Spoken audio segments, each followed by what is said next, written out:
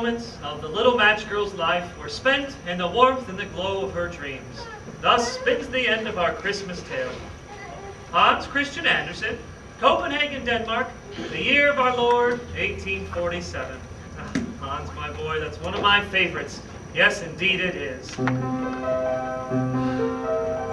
Oh, he's coming home today. Home, our village home beside the bay, where the city lights are far away. Oh, he's coming home. And home is, well, certainly not the bustling streets of Copenhagen. No, no, no. It is the sleepy fishing village of Odense on the northern coast of Denmark. Hans was born in that city on the 2nd of April, 1806. His mother, my dear wife, was a shoemaker who went to her reward when Hans was but 9 years of age. And his father, that's me, was forced to sell most of the interest in the shoe shop to a series of less than kindly investors. Indeed, I struggled to send Hans off to the city where I knew he must go to listen and to learn, to write and to share the stories that live in his heart, and write them he did. Magical tales of ducklings and swans, of cobblers and kings. The world loves his stories, and he finds much joy in sharing his words, but no joy can compare with what he will feel when he returns home to his father. I can picture it now. Look, the village is yawning and coming to life. Soon my Hans will be home. But now back to work. Oh dear, we'll never be finished in time. Look, I've missed a spot. Mr. Anderson, is he here? Where is he? Is he here? Children, not yet. Aww. We must be patient just a little while longer. But when will he be here? Will he be here soon? Is he coming today? Well, yes, children, yes. Yay! Gather round, for today is the day you shall meet the greatest storyteller in all the land. Today is the day you shall meet my son Hans. But when? The coach from the city will arrive in just a few hours with snoring white horses and wheels still warm from the touch of the sun on the afternoon road. The coach door will open and down he will climb. My son will be home. Will he tell us stories? Well, I'm sure he will, children. Yay! For the stories he tells are the heart of his life. Oh, now off you go, quickly. Oh, there's so much work to be done. The square must be swept. Okay. The banners hung in place. You betcha. And the flowers arranged in finest array. Of course. For today is the day that Hans comes home. Today is the day, the 23rd of May. The mayor has declared it an official holiday. So let the church bells ring and let your voices sing. The morning sun is in the sky and winter's turned to spring. So sweep it to the left and sweep it to the right. Sweep until the cobblestones are shining bright. Sweep away the cobwebs, sweep beneath the trees. Sweep around the corner as you back to me. Forget your winter gloom. The daisies are in bloom. But first we all have work to do, so go and get your broom. The flowers in the square all need a little care. Mr. Johnson, take your Vincent, Ethan, over here. So, sweep it to the left and sweep it to the right. Sweep until the cobblestones are shining bright. Sweep away the cobwebs, sweep beneath the trees. Sweep around the corners as you back to me. The villagers with pride will stand up side by side. And when they see the coach appear, the gates will open wide. So raise your banners high up in the sky. 'Cause Hans is coming home today, on that you can rely. So sweep it to the left and sweep it to the right. Sweep until the cobblestones are shining bright. Sweep away the cobwebs, sweep beneath the trees. Sweep around the corners as you back to me. My son will soon appear, so come and lend an ear. The stories he will tell us will be full of joy and cheer. Hooray! He's known throughout the land, so let's strike up the band. But first we all have work to do, so come and lend a hand. So sweep it to the left and the cobblestones are shining bright. Sweep away the cobwebs, sweep beneath the trees. Sweep around the corner, lift it back to me. Sweep it to the left and sweep it to the right. Sweep until the cobblestones are shining bright. Sweep away the cobwebs, sweep beneath the trees. Sweep around the corner, lift it back to me. Sweep, sweep, sweep, shoo! Sweep, sweep, sweep, shoo! Sweep, sweep, sweep, shoo! Sweep, sweep, sweep, shoo!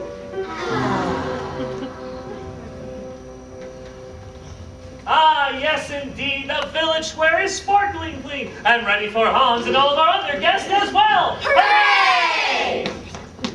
Welcome. Hello! How do you do? Welcome to Odette on this special day. And Hans come home. He was born right here. On this very street. But away he went To go tell his stories. He's been gone so long. But you're just in time. This is the day that Hans comes home. So welcome one and all. The story of Hans Michigan. His father by his side. Welcome! Welcome! Even as a boy, his stories were a treat. While Hans was making the shoes, the children of the village would gather round to hear his tales, and Hans could not resist, for he loved the stories, and he loved to watch the faces of the villagers as he told them of the Snow Queen, the Red Shoes, and the Little Mermaid. Why, it was on a day, very much like today, that the story of a magic bird was hatched right here in the shop among the shoes. Hans told the tale of a baby duckling who was different from all of the other ducklings in the nest. And as the duckling grew, his brothers and sisters laughed and pointed and called him ugly. But he was not ugly at all, for you see... For you see. He would grow to become a graceful snow-white swan, the most majestic creature in the pond. And to this day, while the ducks all float and quack and fly away, he sails the pond and secretly smiles, for only he knows how beautiful it is to be different from everybody else. My son, you are blessed with a gift you must share with all the world. But first, we must send you off to the city, for there you shall learn to write your tales down in a book, and teachers, scholars, great men with white beards will read what you have written to help you find the perfect words to tell all the tales you hold in your heart. But Father, we haven't the money, and besides, I'm needed here at the shop. Copenhagen is a dream. How could Now, we'll find the money and the shop will survive. But before you can think of the city, my son, there is one thing you must have. It's a little known fact, but true as can be, that all great storytellers since storytelling began have relied upon a hat. A storyteller's hat. To trap their tales between their ears until the time has come to share them with the rest of us. And so, Hans, my boy, I have made you this hat, this storyteller's hat. Wear it with love, for that is how it was made. Oh, Father, I've never seen such a wonderful hat. It's red, it's velvet, and the feathers. It's a red velvet hat with feathers on the side. The velvet makes it comfy, the red is dignified. The feathers are the reason to wear a hat with pride. A red velvet hat with feathers on the side.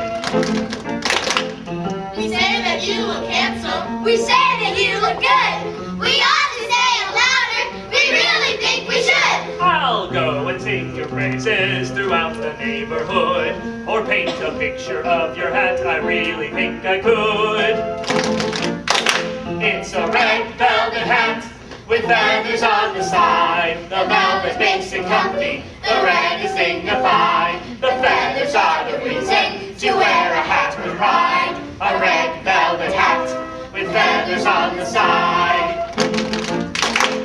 Do-do-do-do-do.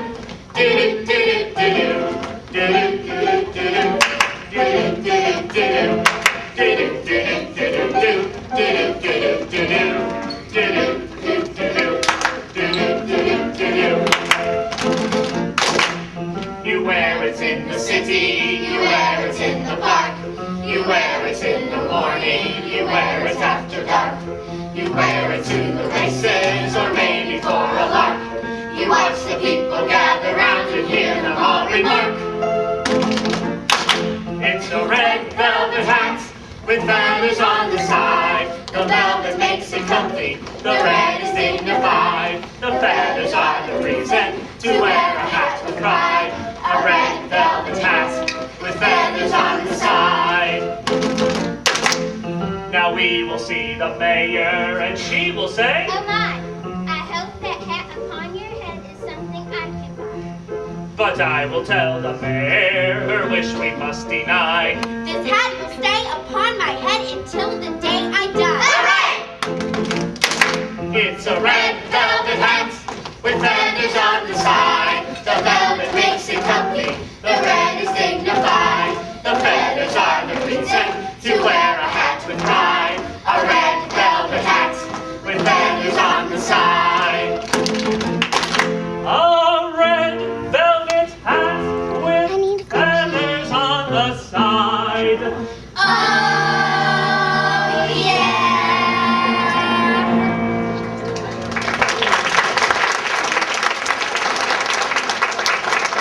Back to work, where I have boots to polish and straps to stitch. If the owners of the work should come to check on my work. Well, I suppose one more. Yay! Besides, I need to try out my new hat. Aha! What's this? We might have known. Stories. More stories! We can knock and done. Huh? My friends were just leaving. Yeah. They came to check if their boots were Yeah. done. These peasant children can afford no boots. And that, my friend, is true. They've come to hear you tell your tales. You lazy cobbler, you. As owners of this shop, We warn you one last time. You must get back to work. Huh? we tell you here and now, you must make a boot. For his stories he tells, we just don't give a hoot. So go and make a shoe. You lazy cobbler, you. As owners of this shop, We warn you one last time. You must get back to work. Huh? or tell your stories in the street. Your tales are daring do. In the gutter, spin your yarn. You lazy cobbler, you. As owners of this shop, We warn you one last time. You must get back to work. Work, work, work, work, work, work, work, work, work, work, work, work. Master Hans Christian and that's me. That's my hat. And that is my son, and I am his father, and this is our shop, and those are your feet, and that is the door. So use your feet to take you out the door. Humph! Dear Mr. Anderson, remember the bargain? We gave you some money when your dear wife died. And you give us 4/5 of the shop in return? But call it a shop if that helps your pride. Just remember who's really in charge. And don't complain, it's not dignified. As owners of the shop, we warn you one last time. You must get back to work. Work, work, work, work, work, work, work, work, work, work, work, work, work. Huh? Work, work, work, work, work, work, work, work, work, work, work, work, work. Huh? Work, work, work, work, work, work, work, work, work, work, work, work. Huh? Oh, Hans, it's no use. We own but 1/5 of the shop. How will we ever save up enough money to send you off to Copenhagen? Sometimes 1/5 is more than enough. Remember my story of the 5 horses? Yes, 5 horses. And of the 5, 4 are owned by a very rich man and 1 by a very poor man. Yes, you try to Oh, tell. all right, Hans, all right, if you insist. Your father's gonna tell the story? But you must help me out with the details. All right, father. Now, let me see. The village with 5 horses. Yes, of course. Now, the richest man in the village was named Klaus, and he was a very, very tiny man. In fact, he was so small that if he got it, what? Oh, of course. And he was a very, very large man.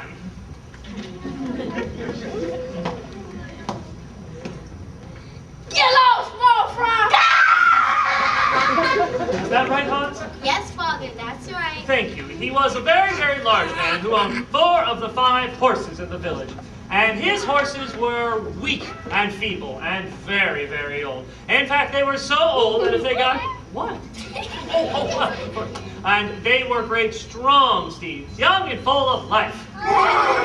Close enough, Hans? Yes, Father, close enough. Thank you. And on the other side of the village lived a very poor man, and he owned but one horse, and that horse was weak and feeble? Yes, Father. Thank you. His horse was weak and feeble and very, very old. And this man's name was also Klaus.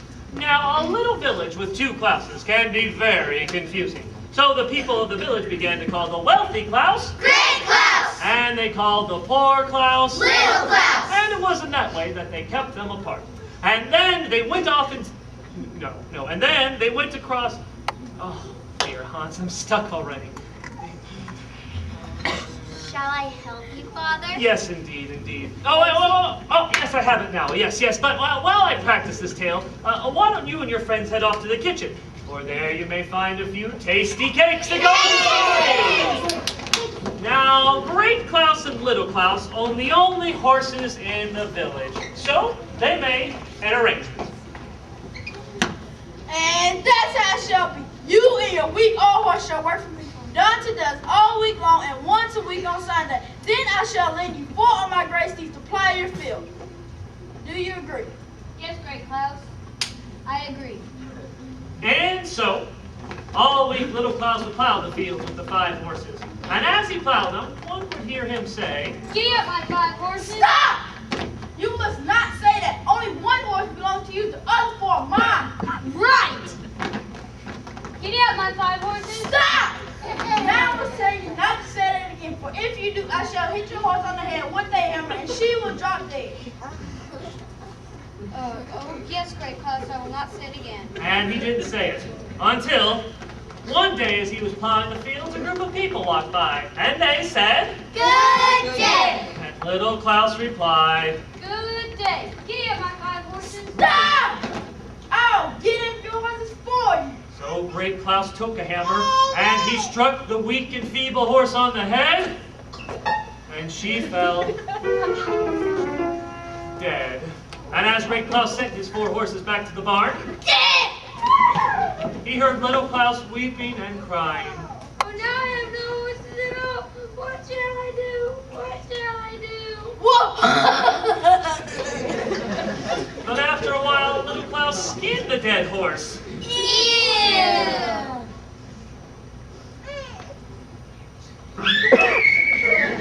And hung the hide in the wind to dry. The wind howled and blew, and soon the skin was as dry as leather. Then Little Klaus put the dry skin in a bag, and he placed the bag over his shoulder, and he headed to the next town to sell the hide. But the next town was over the big mountain, and soon it became very, very late. So Little Klaus found a cottage and decided to ask for lodging. He peeked in the window, Squeak, squeak, squeak. and there he saw the farmer's stingy wife. A boom, bada boom. A boom, bada boom. A boom, bada boom. A boom, bada boom. A boom, bada boom. Whoa, whoa, whoa, boom. Just sitting down to an enormous feast. There was pudding, and cakes, and piles of roast beef. Ooh, there was bread, and ducklings grilled to a turn. And he heard her saying, These are the foods that my husband and I put away to keep alive all winter long. But I must eat them now, every morsel. If my husband should come home and see I've eaten all this food, he'll be very upset at me. He'll throw me out of the cold to fend for myself. But I cannot resist. Now's my chance. said Little Klaus, and he knocked on the door. Knock, knock, knock. Just a moment. Said the woman, and fearing that it might be her husband at the door, she hid away all the food. Ooh, the bread, the ducklings, even the tiny little marshmallows with the chocolate sauce. Ow! Ah, sorry. At last, she opened the door. Slam! I could use a place to sleep. I'm very, very hungry. Do you happen to have any food in this house? Why, no. Except for this crust called stale bread. You're welcome to it. Now Little Klaus knew that the woman was not telling the truth. He was so angry that he squeezed his bag of dry skin until it squeaked. Squeak, squeak, squeak. What have you got in that bag of yours? In my bag, I carry an elf, a magical elf. And what does the stuff say? It says there's pudding, cake, roast beef,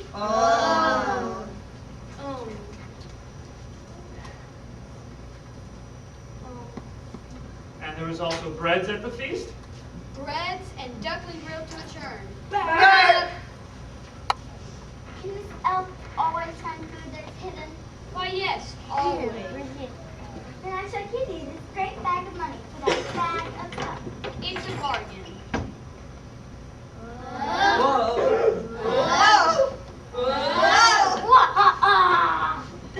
And so, with a smile on his face, Little Klaus gathered up his bag of money and he returned home to the village. Ah! Why, Little Claus, what is it that you have in that bag? Money, lots of money. And where did you get all this money? I sold horse skin. Horse skin is very valuable. Why, that is very interesting. Wow, my fourth grade Steve!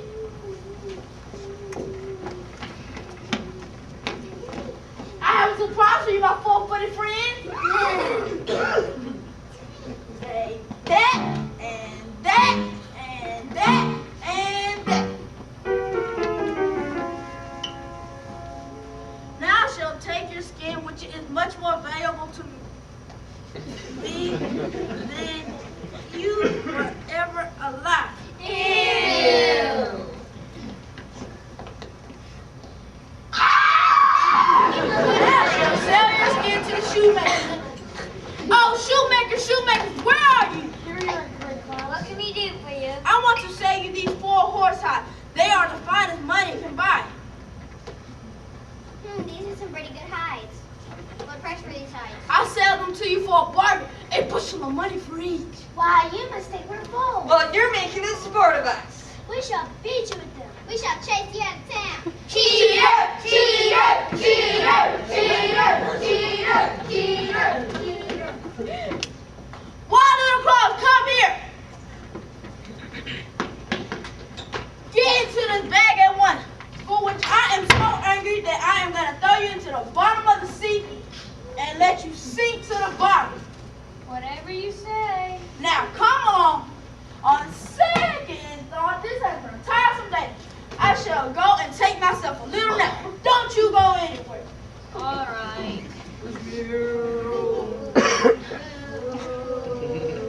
Get along, cows, get along. Oh me, how I hate driving these cows. I wish life would end. I wish I were in heaven now. Stop! Get into this bag. You will be there in a half an hour. What about cows? No need. How can I ever thank you? No need at all, sir. Get along, cows.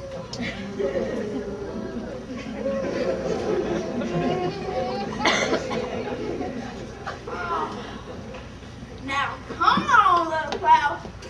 Into the sea you go! Flash! Well, now that's done. I shall return home. Oh, look now. 1 cow, 2 cow, 3 cow, 4 cow. Good day. Good day, Great Klaus. Stop! But wait, didn't I just throw you into the bottom of the sea? Oh, you did. Or you thought you did. So how'd you get here and where'd you get those cows? These are sea cows.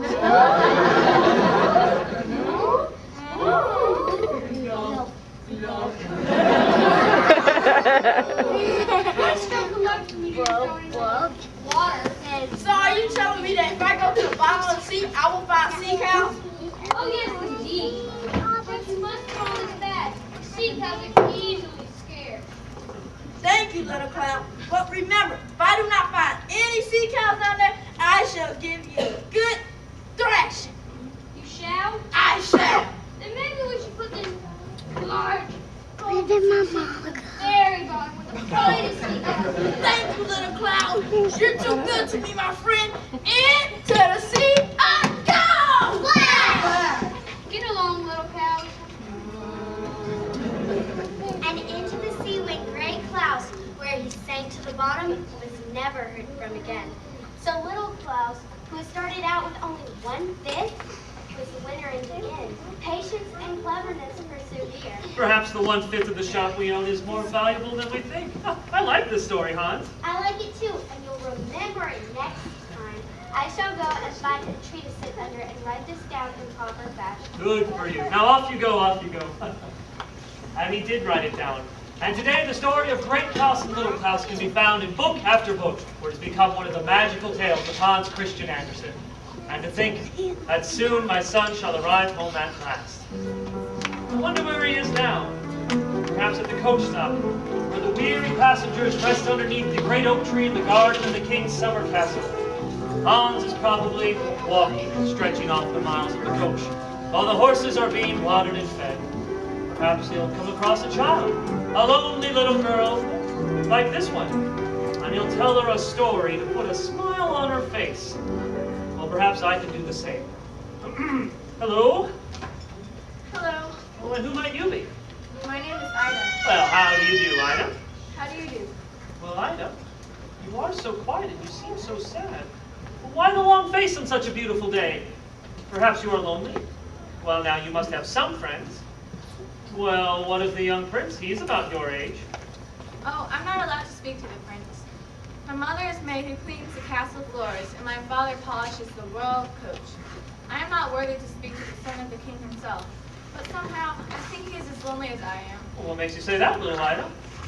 Well, yesterday I was passing underneath his window, and he called to me by name and tossed me a bouquet of lovely flowers. Oh, well, he sounds like a nice prince to me. Oh, I'm sure he is. Then you do have a friend, even though you haven't spoken to each other. So, why so sad, little Ida? Because the flowers he has given me have wilted and died. I put them next to my bed, and hoping that they'd be refreshed in the morning, like me. When I awoke, they had faded and withered. Oh, why do my flowers look so sad? Well, I'll tell you what's wrong with these flowers of yours. They're tired, exhausted, and well, they should be. For they danced the night away at the flowers' magic ball. Well, right here in the garden, they waltzed and waltzed and waltzed, and now they are sleepy. So they hang their heads low until the next magic ball. Well, flowers can't dance. Oh, yes, indeed they can, but only when it's dark and when we are asleep. They dance and jump merrily about. Why, they have a ball almost every night. Aren't they afraid of the king and queen? Now the flowers have a king and queen of their own. Tell me more about the magic ball. Well, I believe I can. Well, I'll tell you a story my son Hans told me before he left for the city. Let's begin with the 4 castle chambermaids. Rosa, Violet, Lily, and Daisy Lou. They're the only people allowed to attend the flowers' magic ball. Every evening when their chores are through, they tiptoe outside, hide behind a tree, and wait for the royal family to fall fast asleep. And when they are sure that all eyes are shut tight, they rush to the garden to prepare for the ball. They look to the left, they look to the right, and smile when all is secure. At last, the magic moment arrives. They signal the royal orchestra, and the music begins.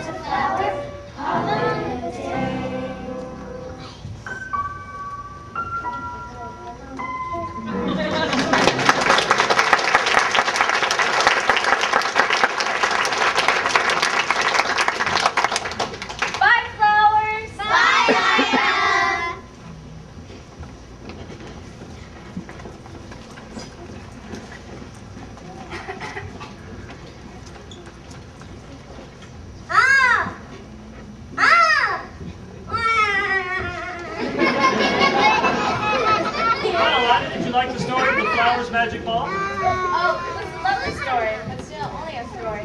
I'm afraid the flowers are gone, and we'll never return. Well, perhaps that's true, Ida, my dear, for some stories are just that, stories. But others contain a bit of the truth. Ida, my dear, come along home. It's time for supper. Thanks for telling me my story. I must go home. But wait, Ida, wait! You've forgotten your flowers. My flowers. My flowers!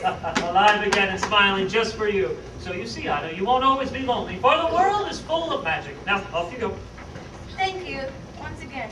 Father, look at my magical flowers. Be patient, Hans, wherever you are. You're nearly home. I can feel it in my heart. Next stop, the village of Odense. Oh, he's nearly home. With horses in clover, the rest stop is over. The coachman, he brings you to me. The travelers assemble, my hand starts to tremble and buzz like the wings of a bee. My heart is excited, I'm truly delighted.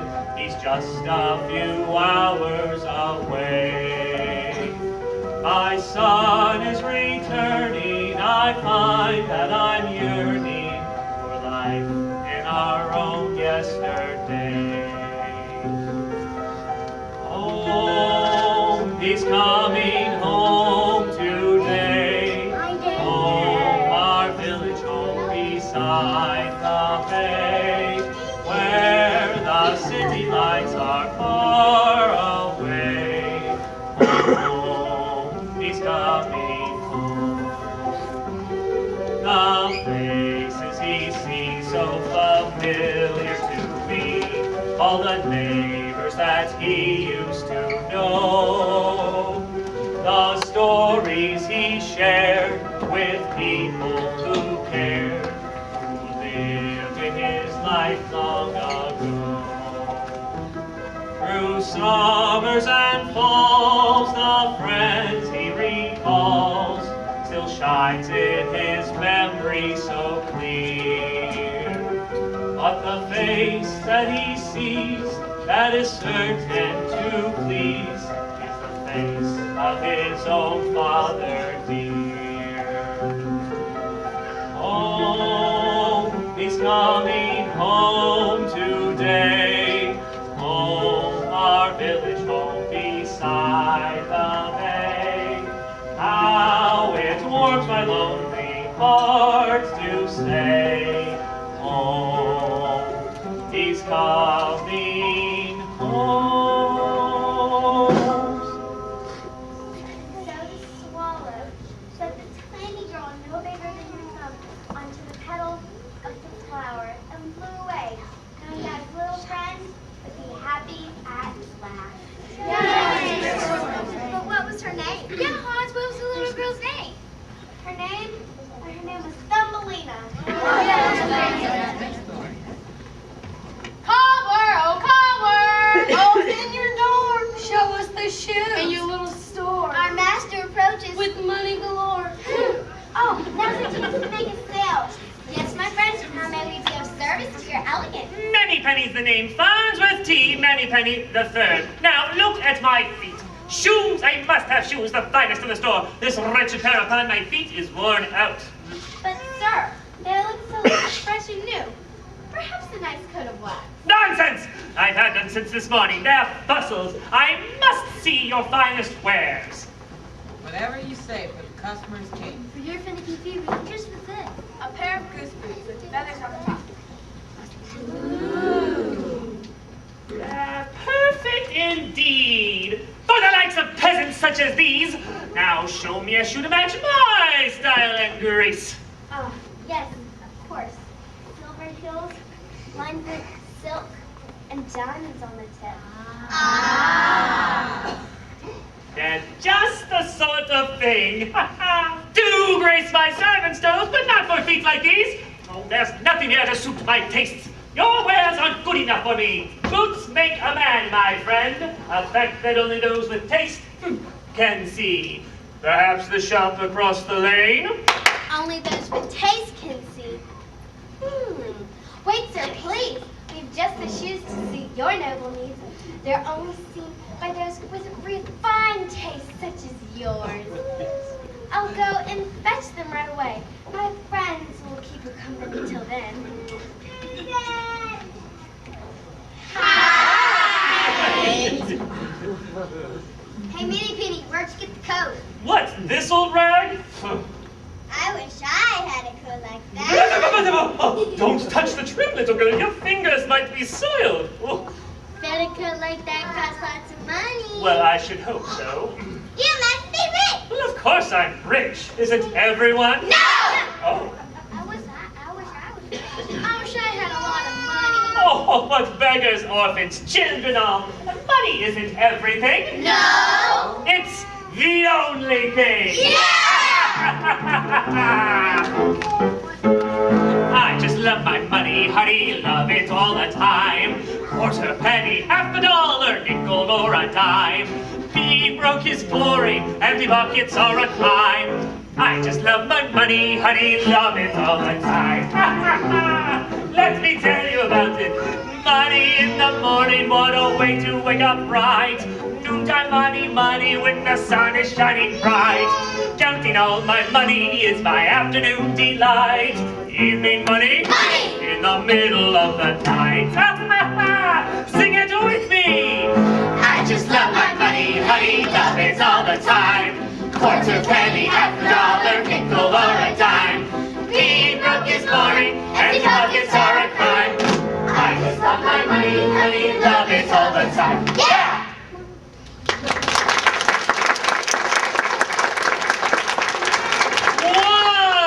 One more time! I just love my money, honey, love it all the time. Quarter penny, half a dollar, nickel or a dime. Being broke is boring, empty pockets are a crime. I just love my money, honey, love it all the time. Yeah!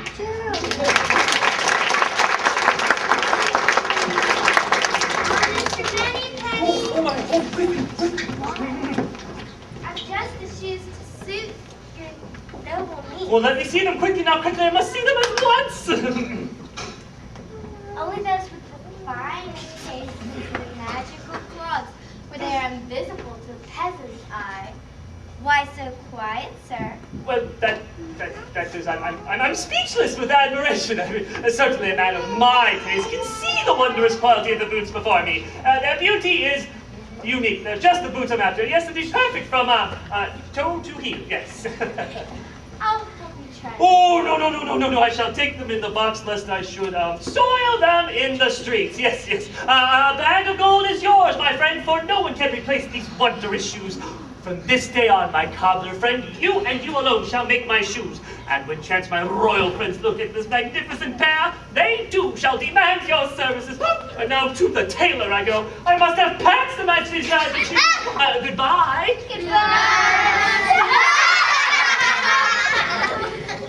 You sure fooled him. He got what he deserved. An empty box for a bag of gold. Hope he likes his shoes. I hope he doesn't catch a cold.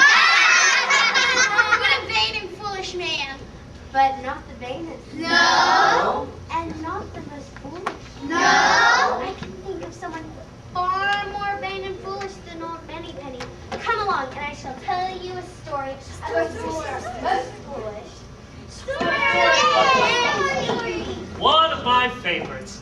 There once was a land very much like our own, for all nations are alike beneath the surface. Now, centuries ago, this land was ruled by an emperor so vain and so foolish that even Mr. Mannypenny would be humbled by comparison. This emperor, all he could think of was clothes. He changed his outfits thrice a day and never wore the same thing twice. The citizens of the empire worked long and hard in the shops and fields just to pay the special taxes to keep the emperor's wardrobe stocked with silks and satins and furs and jewels, and the army of the empire defeated all of the surrounding kingdoms. But the spoils of victory were nothing but clothes. Now in this empire lived a tailor named Toby. A tailor, so I am told, of miraculous skill. But Toby told no one of his talents, you see, for he could not speak. A lifelong mute, he spoke with his hands. Now, Toby's best friend was the woman who taught him how to weave and to sew. Her name was Anna. Look, Toby, look, here comes the members of Everest Council. Humble peasants! Lowly servants, Search from far and near! on your knees. Bow your heads. Your emperor is here! Heads up, my subjects, and gaze at your king, cleverly dressed in the richest of robes. I've come to make an announcement. I seek something new, for my birthday is close. A new set of clothes. The kings and queens from neighboring lands shall be coming. And why will they come? Why? To look, friends, at me. For this occasion is rare. I seek something stupendous. Something fantastic is what I seek. A special fabric? Yes, that's the key. No woolen or ermine. White fur bars me! Oh, what shall I wear? What shall I wear? We'll find something splendid. I'm sure you will. Your suit from last Christmas. You're not feeling built. Yuck. The robe you were crowned in, it suited you so. What? Your red pantaloons are perfectly... Your best from Australia, it's kangaroo hair. Oh, please, be the best, sire. I'd rather go bare! These clothes are old-fashioned, worn out and threadbare. Me wear those old relics. For yesterday's old fashions, I don't give a hoot. Me wear those old relics, I'm simply too cute. If only the emperor could laugh at himself, he'd find that a smile is the best thing to wear. What is it, Toby? An idea? Why are you laughing? The emperor needs his new suit for his birthday. Birthday suit! Toby, you're right!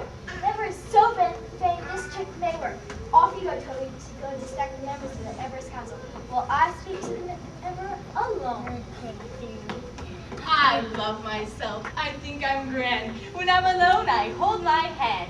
I wrap my arms around my waist. If I get fresh, I slap my face.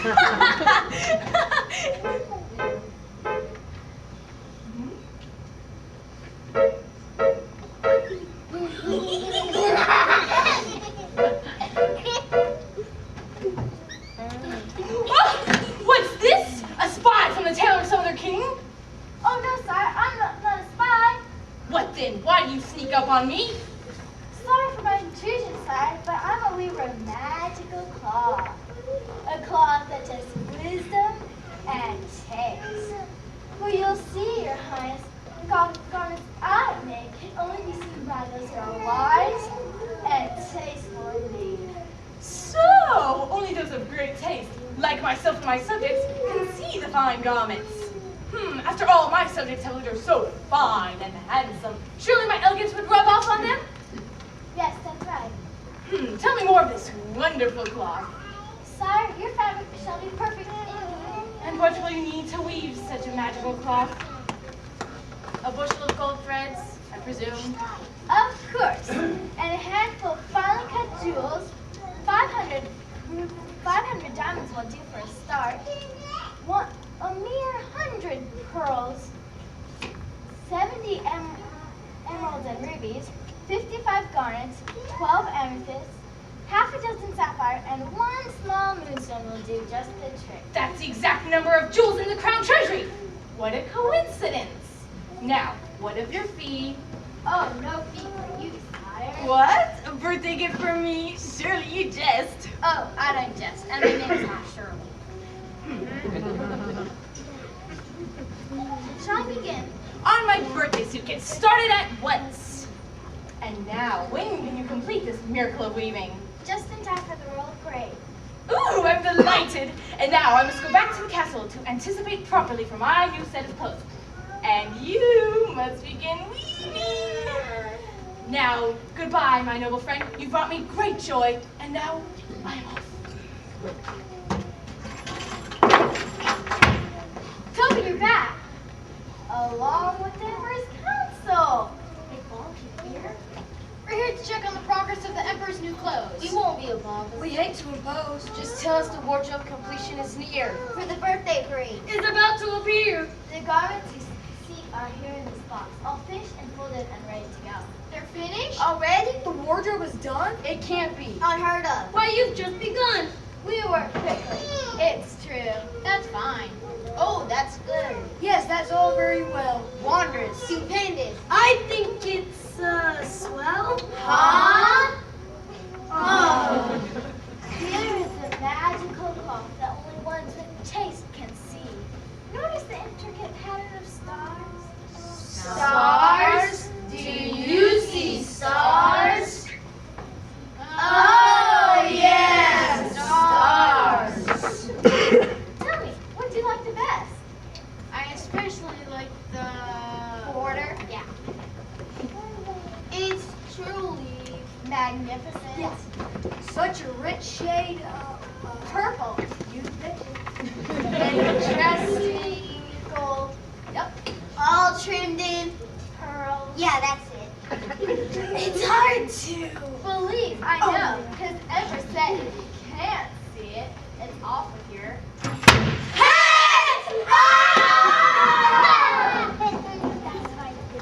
Remember to try to keep the statements of crowd subjects come to see the emperor as never before.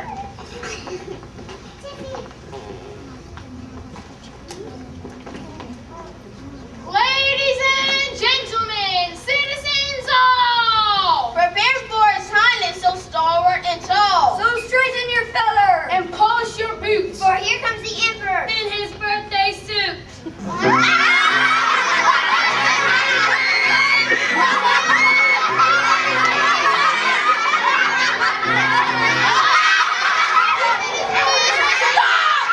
Cease being done with this noise. I implore you, face your king. Explain why you are laughing. Well, you see, Your Highness, or actually we see, Your Highness. See what? I don't understand. What's so funny? Well, you're in your. I know. Is it magnificent? You're in your. Beautiful, I know. You're in your underwear! Toby didn't meant to speak a whole word! The funniest word ever! But look, the emperor's crying. Stop frowning, my friend. For you see, you made all your subjects happy at last. It came without warning. It happened so quickly. They'll never respect me in the morning. Well, of course they will, Your Highness. And why should they not? Because clothes make the man, so I'm no man at all. If you want to be truly elegant, sire, a smile on your face is all you require. For clothing's not handsome, true beauty's within. Forget about costumes. Come, let's try a grin. Come on, you can do it.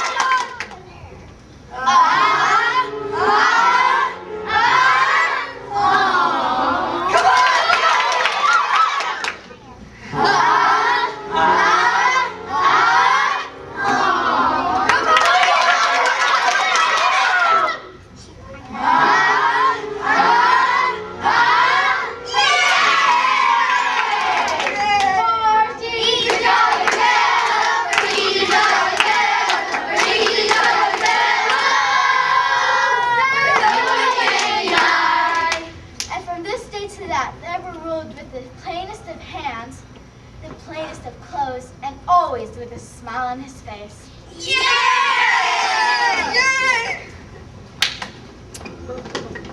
Huh! For where is Hans? For the hour is late. The coat should have been there by now. Let's go to the top of the hill for a look. Perhaps the coach has just been delayed. Perhaps the coach isn't coming today. And maybe Hans isn't coming at all. I've come to visit. Not at all, but Hans, you must come, for I've waited so long to see you.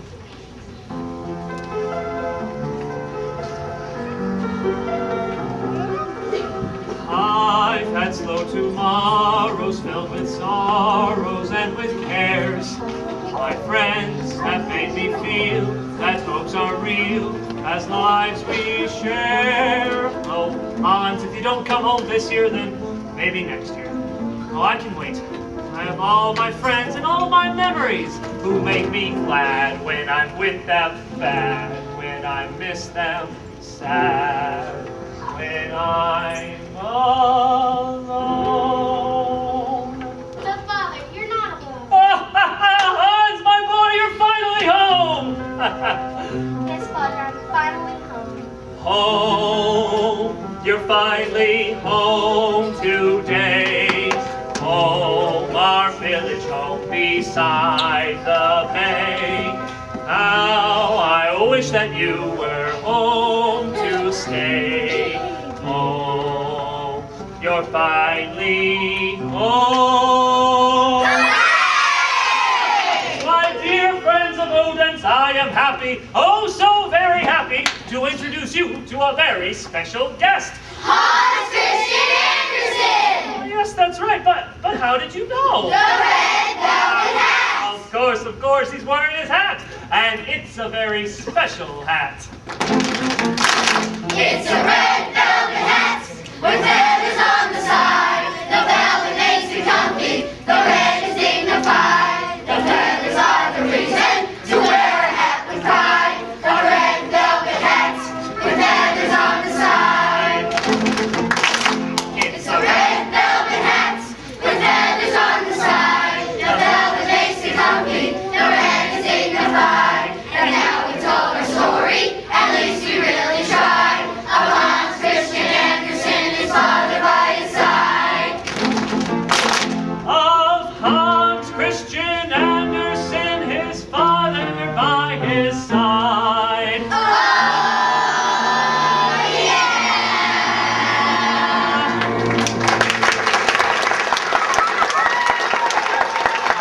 Brilliant.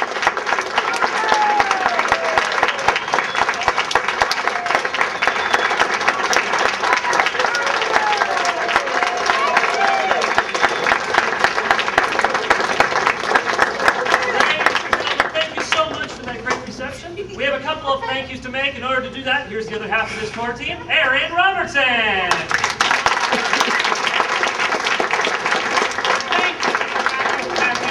We are with Missoula Children's Theater. Now, the production you saw today began on Monday, where we had a huge audition turnout, and this cast had put together this show in just 4 days. They had their dress rehearsal today, so I think they deserve another round of applause.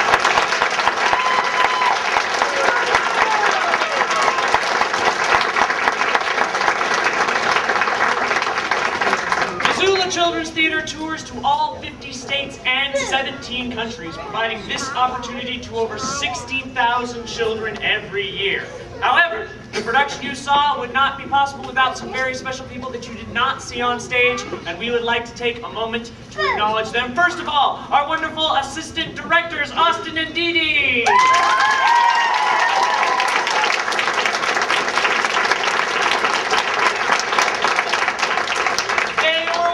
All week helping with lines, helping backstage, helping with lights. The show would not have been possible without them. Thank you. Also, over here, what is a musical without music? So Miss Susan and her husband, thank you.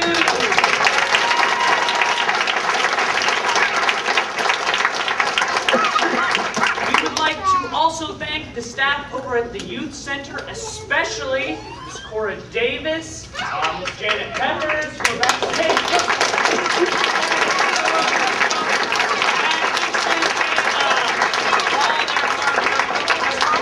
Together. And certainly, last but not least, we would like to thank you, the audience, for not only coming out and supporting your young people, but live theater. Thank you.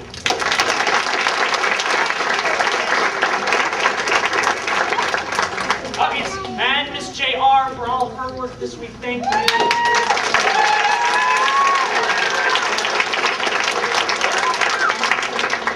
In a moment, we will scoot together and you will be able to get cast photos. And then once that is over, you may take as many pictures of your individual child as you would like. Go ahead and run out that 700 megabyte digital camera memory card that you have.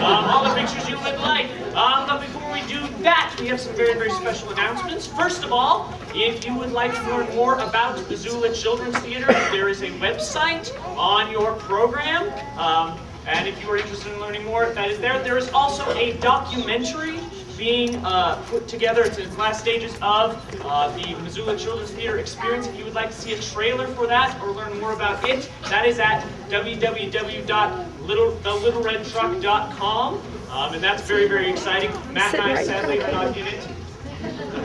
But some very, very other talented and wonderful people are. If you are interested in getting a Hans Christian Andersen t-shirt, please see me.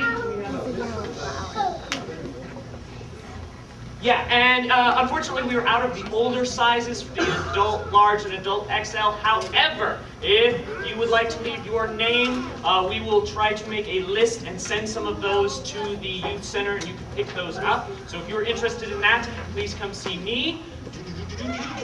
Oh, and last but not least, if you were so enchanted by the experience that you saw on stage that you would like to take part in a piece of a Missoula Children's Theater production, you can help me take this stuff down.